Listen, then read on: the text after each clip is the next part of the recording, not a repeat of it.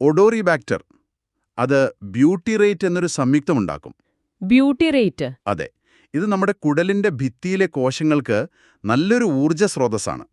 അപ്പോൾ അത് കുടലിന്റെ ആരോഗ്യത്തിന് വളരെ പ്രധാനമാണ്. പിന്നെ ഓസിലിബാക്ടർ അത് ശരീരത്തിലെ ഒരു നീർക്കെട്ട്, ഇൻഫ്ലമേഷൻ എന്നൊക്കെ പറയില്ലേ, അത് കുറയ്ക്കാൻ സഹായിക്കും. അതുപോലെ കുടൽ ഭിത്തിയുടെ സംരക്ഷണത്തിനും ഇത് നല്ലതാണ്. ഇവ രണ്ടും നോക്കിയാൽ ആരോഗ്യകരമായ ദീർഘായുസ്സിന് പ്രധാനപ്പെട്ട കാര്യങ്ങളാണ്. ഈ ക്രിസ്റ്റൻസെന്നല്ലേസി എന്ന ബാക്ടീരിയയെക്കുറിച്ചാണ്.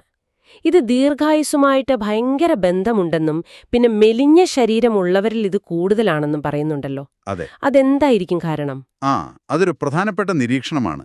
ഇതിൽ കൃത്യമായ കാരണം പറയുന്നില്ല.